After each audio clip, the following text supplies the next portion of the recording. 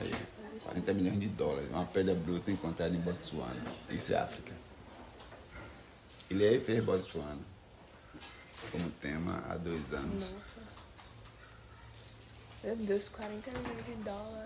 Olha o tamanho da linda. Meu Deus. Pense naquilo. Ou seja, a África é cheia disso. Isso é uma pedrinha que encontraram. Entende? Então, claro que a Europa está toda lá, né? Explorando o lugar. A revolução estética liderada pelo Ilê não teria tanto sucesso e longevidade se não se valesse de história e de referências, ou se parte do seu valor não fosse se comunicar com o povo. Que Salvador é uma cidade negra atravessada pela culturalidade afro-brasileira, eu não preciso mais dizer. O fato é que, por muito pouco, essa força e expressão racializada não morreu por aqui mesmo. Sob a prerrogativa de ameaçar os padrões europeus civilizados, chamados de feios e selvagens, os primeiros grupos negros a desfilarem nas ruas durante o Carnaval baiano enfrentaram a repressão policial e as fortes críticas da imprensa. Aí veio o mais belo dos belos. Nesse contexto, a criação e a resistência do Ilê foi como um renascimento, não europeu, pelo contrário, o renascimento de África na capital baiana.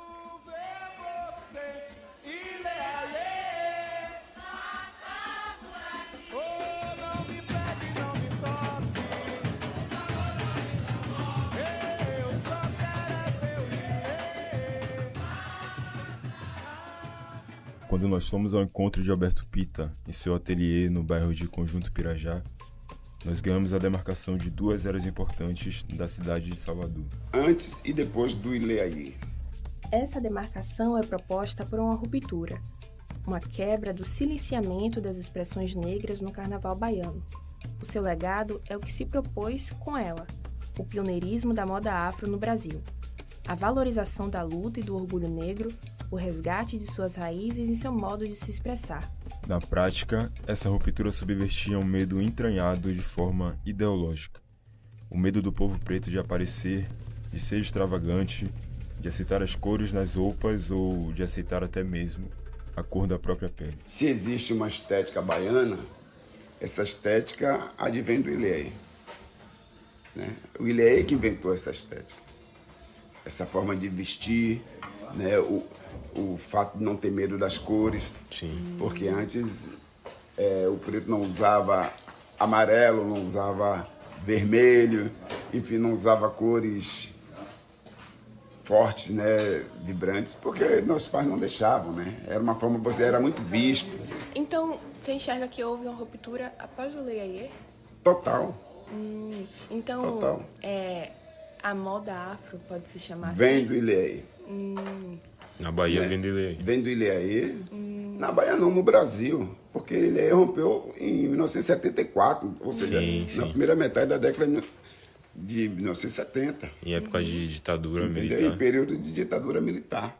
Alberto Pita é um artista plástico, ex-diretor no Bloco Afro Olodum, fundador e atual presidente do Cortejo Afro. Também um dos grandes responsáveis pela beleza do Carnaval da Bahia.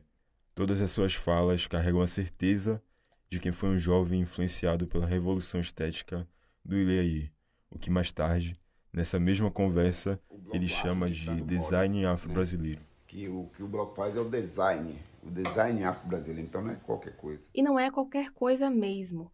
Um legado de resgate da riqueza, de religiosidade, da herança de África e da luta do povo negro. Uma grande mistura de estética atrelada a significados. Por assim dizer, design afro-brasileiro. O áudio sobre o diamante encontrado em Botsuana no começo do podcast é ilustrativo, mas o entusiasmo na voz de Alberto Pita ao falar sobre África como uma riqueza, eu atribuo ao legado do Ilê. Isso porque a grandeza do Ilê não é uma obra do acaso, é um fruto de uma articulação valiosa que se estende a 50 anos de história. 50 anos em cartaz, 50 só anos. show na Broadway.